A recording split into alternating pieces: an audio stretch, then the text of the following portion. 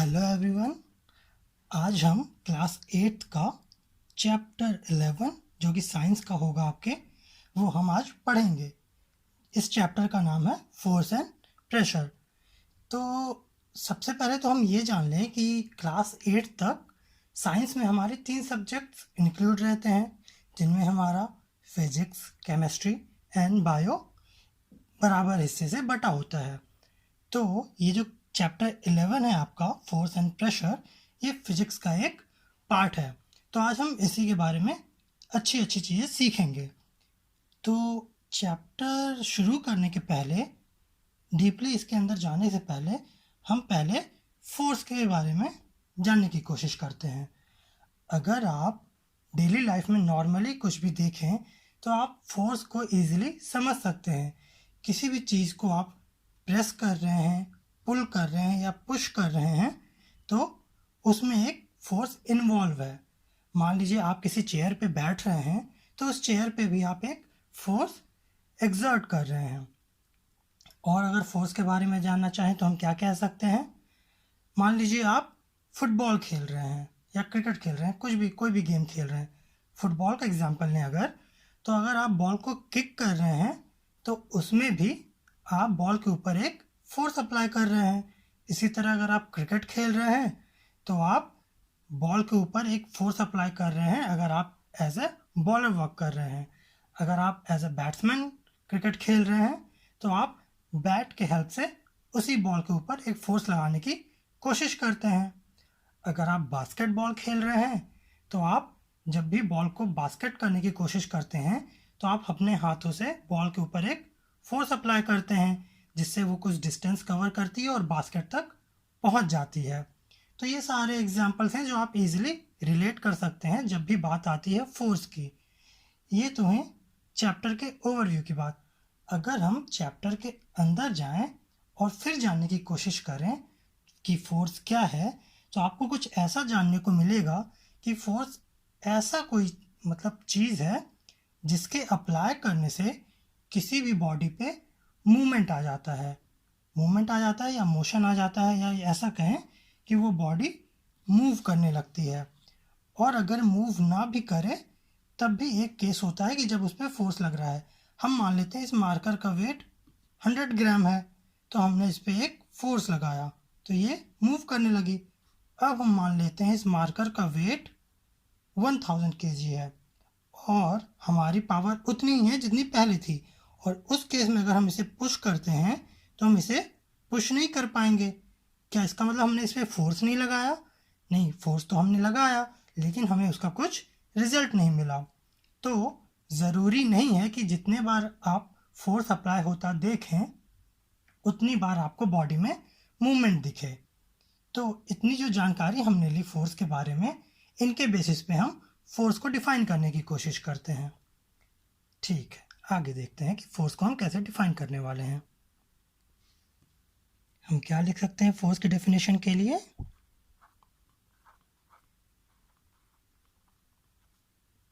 हमने क्या देखा कि जब हम फोर्स लगा रहे हैं तो कोई बॉडी मूव कर रही है, मतलब इस पर हम पुश या पुल का एक्शन परफॉर्म कर रहे हैं, जिसके लिए कम से कम 2 ऑब्जेक्ट के होने की ज़रूरत है।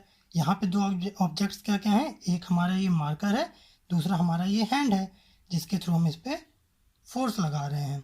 तो हम लिख सकते हैं अ फोर्स इन्वॉल्व्स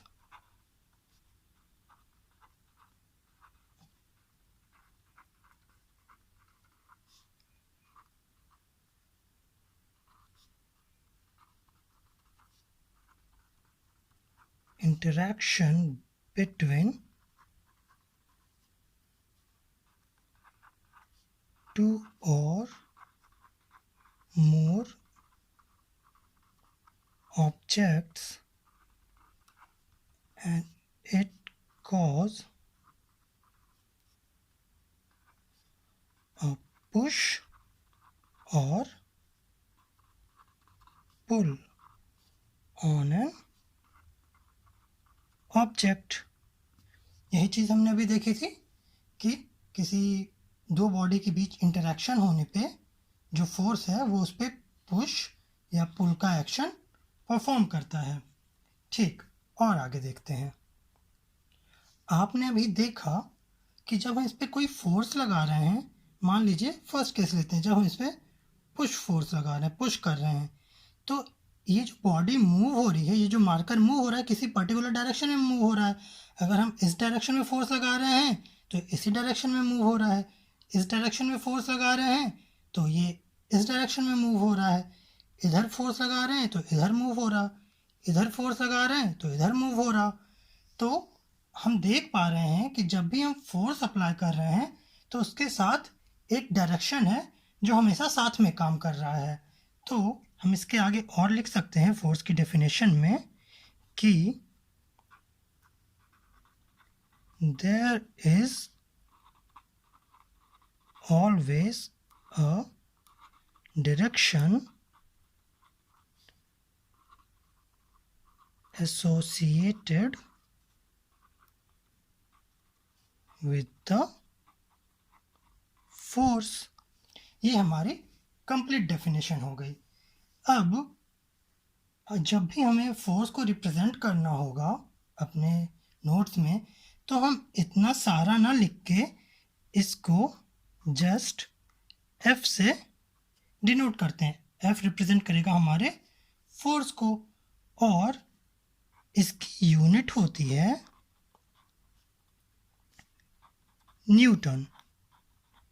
न्यूटन एक साइंटिस्ट हैं, आप जानते होंगे, उन्हीं के नाम पे हम इसकी यूनिट को रखते हैं और उसे रिप्रेजेंट करने के लिए हम कैपिटल एन का यूज़ करते हैं। यूनिट क्या होता है अगर आपको पता है तो अच्छी बात है, अगर नहीं पता तो हम थोड़ा सा टाइम लेके आपको बता देते हैं। ये चीज़ें आप नोट मत करिएगा, ये चीज़ें हैं जो आपको प्रॉपरली नोट करनी है। तो हम इस एरिया का यूज़ कर लेते हैं यूनिट को समझने के लिए। यूनिट क्या होती है, हम कोई भी चीज़ मेज़र करते हैं तो उसके लिए पर्टिकुलर कुछ स्पेसिफिक टर्म्स यूज़ करते हैं। जैसे अगर हमें कोई लिक्विड को मेज़र करना हो तो हम हमेशा लीटर में मेज़र करते हैं, कोई वेट या मास को मेज़र करना हो तो हम केजी में मेज़र करते हैं, कोई डिस्टेंस को मेज़र करना हो तो हम मीटर किलोमीटर ऐसा कुछ मेज़र करते हैं। तो ये सारी चीज़ें जिनमें हम चीज़ों को मेज़र करते हैं उन्हें हम कहते हैं कि ये उस पर्टिकुलर टर्म्स की यूनिट है। उसी तरह फोर्स के लिए जो हम यूनिट यूज़ करते हैं वो न्यूटन है। जैसा अभी हम इस पर फोर्स लगा रहे थे तो सिर्फ हम ऐसा कहें कि फोर्स लगा रहे हैं तो हमें पता नहीं चल रहा कि हम कितना फोर्स लगा रहे हैं। जैसे अगर आप किसी बाल्टी में पानी भर रहे हैं तो आप अगर किसी को कहेंगे कि मैंने इसमें पानी भरा तो पता नहीं चलेगा कितना पानी भरा आपने, तो आप कहेंगे मैंने इसमें 5 लीटर पानी भरा। उसी तरह अगर आप किसी चीज़ पे फोर्स लगा रहे हैं तो उसकी क्वांटिटी बताने के लिए कि आपने कितना फोर्स लगाया, ये बताने के लिए एक यूनिट की ज़रूरत होगी। तो आप कहेंगे इस पर मैंने 4 न्यूटन फोर्स लगाया, 5 न्यूटन फोर्स लगाया, जो भी फोर्स लगाया आप यूनिट के साथ बता सकते हैं। अब हम इनके कुछ एग्जाम्पल्स देख लेते हैं। जैसा हमने ये सारा कुछ शुरू होने के पहले कुछ एग्जाम्पल्स आपको बताए थे, तो उनसे ही कुछ रिलेटेड एग्जाम्पल्स हम फोर्स के देखते हैं।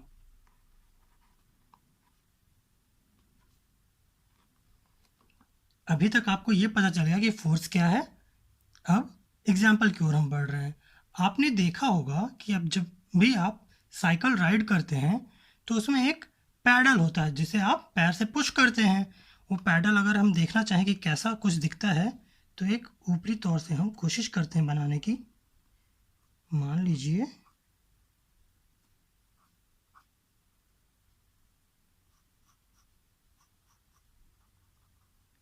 ऐसा कुछ आपका एक पैडल है, ये आपके चैन के पास सॉकेट है, और ऐसा कुछ बढ़ के आपका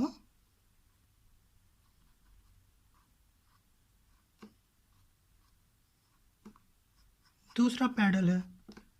मान लीजिए पैडल की तरह नहीं दिख रहा, लेकिन आप इमेजिन कर पाएंगे कि ये पैडल की तरह दिख रहा है। तो जब आप साइकिल को राइड करते हैं तो आप क्या करते हैं, आप अपना एक पैर इस पैडल पे रखते हैं और दूसरा पैर इस पैडल पे। जब इस पैडल को आप आगे की ओर पुश करते हैं अपने पैर से तो ये पैडल ऊपर आता है, फिर आप इसे पुश करते हैं, फिर ये ऊपर आता है। तो आप बेसिकली कर क्या रहे हैं, आप पैडल के ऊपर अपने पैरों से एक फोर्स अप्लाई कर रहे हैं। तो इसे हम एज ए एग्जाम्पल यूज़ कर सकते हैं। तो हम क्या लिख सकते हैं? हम लिख सकते हैं force of your foot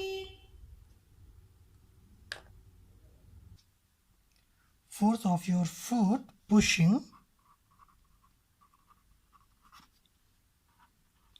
on the pedal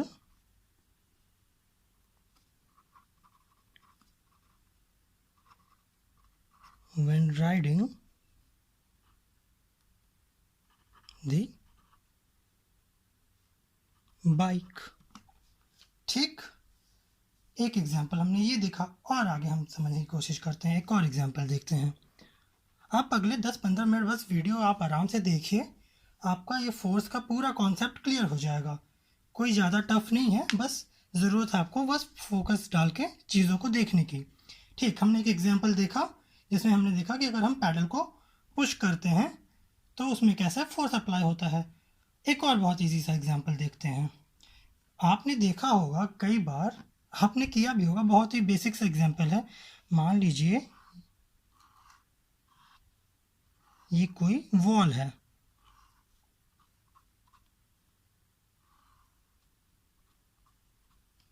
और यहाँ पे कोई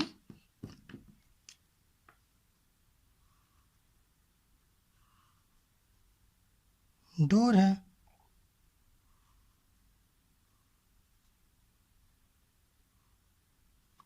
और इधर भी एक्सटेंडेड सारा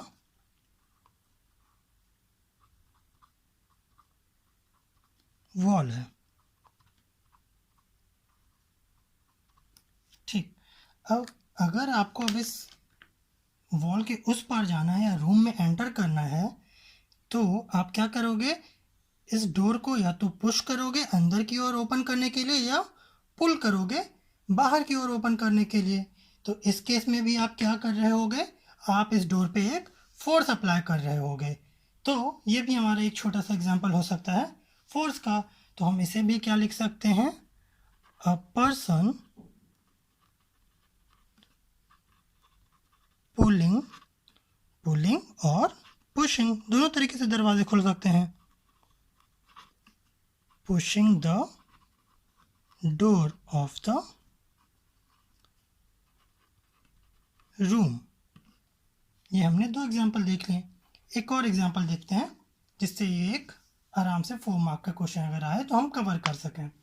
ठीक, और क्या देख सकते हैं? हमने बिल्कुल शुरू में आपको बताया था कि जब हम फुटबॉल खेल रहे होते हैं तो उस पर भी अगर हम किक करते हैं तो वो भी एक फोर्स का एग्जाम्पल है। तो इसे भी हम एज अ एग्जाम्पल यूज कर सकते हैं। तो हम लिख सकते हैं क्या? Kicking of a football. तो ये आपका प्रॉपर हो गया फोर्स का डेफिनेशन और एग्जाम्पल। आप इसे एज इट इज नोट कर सकते हैं। अब थोड़ी सी चीजें और देखते हैं। हमने जब फोर्स को डिफाइन किया था तो उसमें एक वर्ड हमने यूज किया, इंटरैक्शन।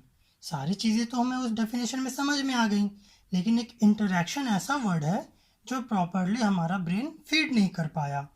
तो अब हम कोशिश करते हैं इंटरैक्शन का मतलब क्या होता है। तो हम क्या जानने वाले हैं? हम जानने वाले हैं इंटरैक्शन के बारे में। इंटरैक्शन।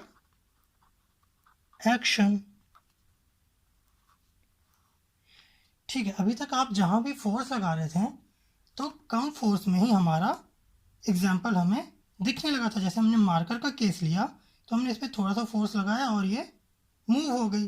अब मान लीजिए आप किसी वॉल पे फोर्स लगा रहे हैं, वॉल को पुश कर रहे हैं, बिल्कुल ज़ोरों से पुश कर रहे हैं, तो क्या वॉल मूव होती है?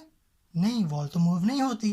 लेकिन आप बहुत देर तक अगर फोर्स लगाएंगे तो आप पाएंगे कि आपके हाथों में दर्द होने लगा। ऐसा क्यों? फोर्स तो आप लगा रहे थे, आप पे क्यों दर्द होने लगा? ऐसा इसलिए क्योंकि जब भी कोई एक ऑब्जेक्ट दूसरे ऑब्जेक्ट पे फोर्स लगाता है तो दूसरा ऑब्जेक्ट उसके रेसिप्रोकल वे में आप पे फोर्स लगाता है या दूसरे ऑब्जेक्ट पे फोर्स लगाता है। जैसे कि मान लीजिए ये एक ऑब्जेक्ट है और ये एक ऑब्जेक्ट है, ये इसे मैं इस पर थ्रो करने वाला हूँ, तो इस पर कोई एक फोर्स अप्लाई होगा। अब देखिएगा, ये मैंने फोर्स लगाया और दूसरा ऑब्जेक्ट मूव हो गया।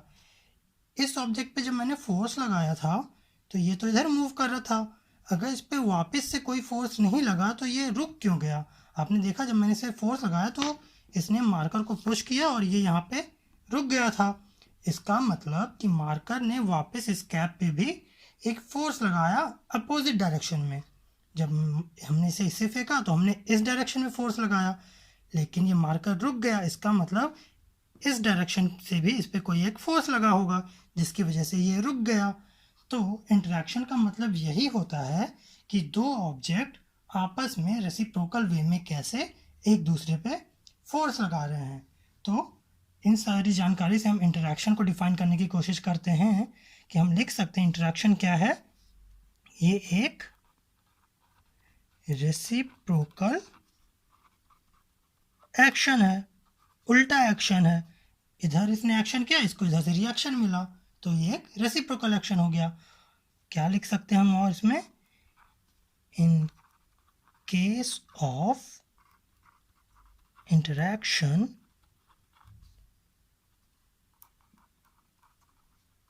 each object acts in such a way as to have an effect on the other object। ऐसा ही हमने कुछ देखा था कि एक ऑब्जेक्ट ने दूसरे पे फोर्स लगाया तो इफेक्ट में दूसरे ऑब्जेक्ट ने इस पे वापस से फोर्स लगाया था। तो अब यहाँ तक हम क्या क्या जान गए हैं? हम फोर्स के बारे में जान गए हैं और इंटरैक्शन के बारे में जान गए हैं, और फोर्स की हमने यूनिट और एग्जाम्पल भी देख लिए। आगे देखते हैं और क्या हम देख सकते हैं। जब हमने फोर्स की यूनिट की बात की थी तो हमने एक एग्जाम्पल लिया था कि जब हम मार्कर को पुश कर रहे थे, तो उसी एग्जाम्पल में अगर हम ये देखें कि मान लीजिए ये हमारा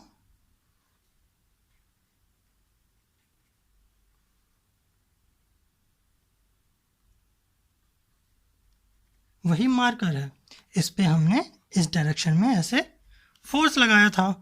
तो हमने क्या कहा कि इस पे कुछ न्यूटन का हमने फोर्स लगाया जिससे ये मार्कर इस डायरेक्शन में मूव होने लगा। कुछ डायरेक्शन कह के कुछ न्यूटन कह के चीज़ें समझ में नहीं आती। इसके लिए हम इसके आगे कुछ नंबर्स लिखते हैं। मान लीजिए हमने 3 न्यूटन का फोर्स लगाया। जैसे आप कोई भी चीज़ लेते हैं तो कुछ नंबर्स में लेते हैं। कोई भी चीज़ आप जैसे आप एप्पल्स ले रहे हैं तो आप 2 kg एप्पल लेंगे। आप ऐसा तो नहीं कहेंगे kg एप्पल दे दो। अगर kg एप्पल देंगे तो शायद देने वाला 1 kg समझे। अगर आपको 5 kg चाहिए तो आपको 5 उसके आगे मेंशन करना होगा। तो उसी तरह जैसे ये कोई 5 kg वाली चीज़ है, ये 3 न्यूटन वाली चीज़ है, कोई 4 लीटर्स वाली चीज़ है, तो इनमें हम देख रहे हैं कि एक चीज़ तो ये यूनिट है और इसके साथ कोई एक डिजिट है। तो इन ये जो डिजिट्स हैं इन्हें हम कहते हैं मैग्नीट्यूड, और इन सारी चीज़ों को हम कहते हैं यूनिट्स, जो थोड़ी देर पहले हम देख चुके हैं। तो यहाँ पे बस हम यही क्लियर करना चाह रहे थे कि एक मैग्नीट्यूड करके कोई चीज़ होती है। ठीक है, अब वापस हम अपने फोर्स पे आते हैं। तो हमने क्या देखा था कि जब हम फोर्स अप्लाई कर रहे हैं किसी बॉडी पे तो बॉडी किसी डायरेक्शन में मूव हो रही है। इस डायरेक्शन में फोर्स लगा रहे हैं तो इस डायरेक्शन में मूव हो रही, ऐसा फोर्स लगा रहे हैं तो इस डायरेक्शन में मूव होगी। तो ये तो पता है कि अगर हम फोर्स लगाते हैं तो उसके साथ कुछ ना कुछ डायरेक्शन एसोसिएटेड होता है, और उसी तरह फोर्स लगा रहे हैं तो उसकी कोई वैल्यू होगी फोर्स की। तो इसका मतलब मैग्नीट्यूड भी फोर्स के साथ एसोसिएटेड होता है। तो हम कह सकते हैं कि फोर्स ऐसी एक चीज़ है जिसके पास मैग्नीट्यूड और डायरेक्शन दोनों ही चीज़ें हैं। तो हम क्या लिख सकते हैं आगे? ये आपके समझने के लिए था, या आप इसे नोट ना करिएगा, इधर वाली चीज़ें आपको सारी नोट्स करनी है। ठीक, तो हम लिख सकते हैं कि जो फोर्स है उसके पास मैग्नीट्यूड और डायरेक्शन दोनों है। तो हम लिख सकते हैं फोर्स हैज मैग्नीट्यूड, एटीट्यूड नहीं, magnitude as well as direction. ठीक है, और कोई ऐसी क्वांटिटी जिसके पास मैग्नीट्यूड और डायरेक्शन दोनों हो, उन्हें हम कहते हैं वेक्टर क्वांटिटी। आगे आप जानेंगे क्लासेस में 9, 10th, 11th में कि ये वेक्टर क्या होता है। अभी आप बस इतनी चीज़ें जान लीजिए कि ऐसी चीज़ें जिनके पास मैग्नीट्यूड हो और डायरेक्शन भी हो, ये दोनों चीज़ें हों, उन्हें हम कहते हैं, क्या कहते हैं? Vector quantity. और यहाँ पे हम देख पा रहे हैं कि फोर्स के पास मैग्नीट्यूड और डायरेक्शन दोनों है, तो हम कह सकते हैं ये जो फोर्स है ये कैसी क्वांटिटी है? ये एक वेक्टर क्वांटिटी है। ठीक, एक बार जल्दी से हम रिवाइज करते हैं कि हमने क्या क्या पढ़ा। हमने पढ़ा फोर्स क्या होता है, डेफिनेशन देखी, उसके बाद हमने उसकी यूनिट देखी, उसे हम कैसे रिप्रेजेंट करते हैं हमने ये देखा, फिर हमने 3 एग्जाम्पल देखे, बाइसिकल का, फुटबॉल का और डोर ओपन करने का। उसके बाद डेफिनेशन में एक वर्ड आया था हमारे इंटरेक्शन, हमने ये देखा। उसके बाद हमने क्या देखा? हमने देखा कि फोर्स जो है एक वेक्टर क्वांटिटी है। वेक्टर क्वांटिटी क्यों है? क्योंकि इसके पास मैग्नीट्यूड और डायरेक्शन दोनों ही चीज़ें हैं। ठीक है, अब एक चीज़ और बचती है फोर्स के अंदर जो हम समझ लेते हैं जल्दी से। अब हम ये देखने की कोशिश कर रहे हैं कि किसी बॉडी पे हम कितने तरीके से फोर्स लगा सकते हैं। मान लीजिए कि ये हमारा कोई एक बॉक्स है, बहुत हैवी सा, बहुत हैवी सा। ठीक है, ये हमारा कोई बॉक्स है।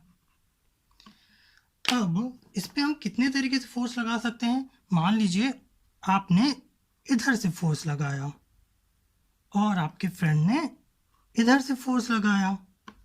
अगर आप दोनों ने सेम अमाउंट का फोर्स लगाया, अब चूंकि आप जान चुके हैं कि हम न्यूटन में यूज़ करते हैं फोर्स को, तो हम ऐसा कहेंगे कि आपने और आपके फ्रेंड ने सेम मैग्नीट्यूड का न्यूटन फोर्स लगाया। ऐसा कहें कि 5 न्यूटन का या 3 न्यूटन का फोर्स आपने लगाया और 3 न्यूटन का फोर्स आपके फ्रेंड ने लगाया।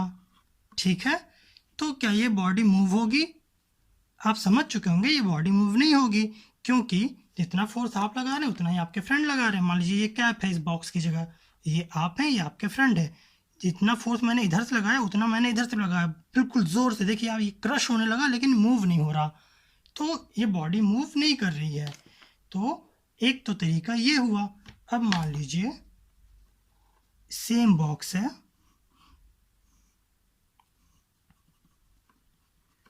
अब आपने भी इधर से फोर्स लगाया और आपके फ्रेंड ने भी इधर से फोर्स लगाया।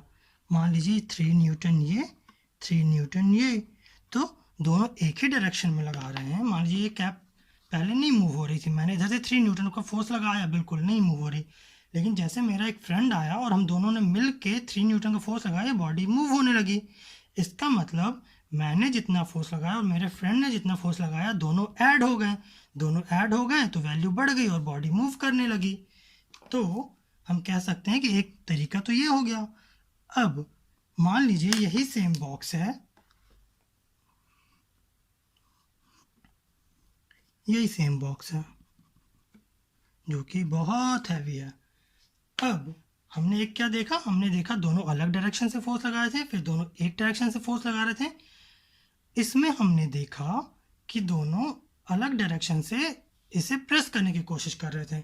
अब हम क्या देख सकते हैं? मान लीजिए आपने यहाँ पे एक रस्सी टाई कर दी और यहाँ से भी एक रस्सी बांध दी आपने, और आप इसे पकड़ के इस ओर खींच रहे हैं और आपके फ्रेंड इस ओर खींच रहे हैं। मान लीजिए सेम अमाउंट से, 3 न्यूटन से ही। अगर 3 न्यूटन से खींचेंगे तो इस केस में भी क्या ये बॉडी मूव होगी? ये मान लीजिए ऑब्जेक्ट था, बॉक्स था, ये आपने पकड़ा, ये आपके फ्रेंड ने पकड़ा और इसे ऐसा खींच रहे हैं, ये इधर ये इधर, ऐसा खींच रहे हैं। तो मूव हो रही क्या? नहीं हो रही। क्यों? क्योंकि हमने इस एंड से भी सेम फोर्स लगाया और इस एंड से भी। किसी एक का फोर्स ज़्यादा हो जाता, मान लीजिए इसने, इस एंड ने 5 न्यूटन का फोर्स लगाया और इसने 3 न्यूटन का, तो ये बॉडी कभी ना कभी इधर पुश हो जाएगी। जैसा कि आपने देखा होगा टग वॉर में रस्सी जिसमें हम खींचते हैं, कुछ लोग इधर से कुछ लोग उधर से, तो किसी एक डायरेक्शन में रस्सी चली जाती है जिधर भी ज़्यादा फोर्स अप्लाई होता है। तो वही कुछ एग्जाम्पल है। तो अभी आपने ये देख लिया, अब इनको कल हम वर्ड्स में डाल के देखेंगे कि इसका क्या मतलब हो रहा है। हमने कल ये शुरू करने के पहले आपको थोड़ा सा ओवरव्यू दे दिया, ताकि कल जब हम शुरू करेंगे तो आपके लिए चीज़ें नई नई होंगी। तो आप इन चीज़ों को रिवाइज करिएगा और कल हम और भी बेहतरीन चीज़ें सीखेंगे। Okay okay.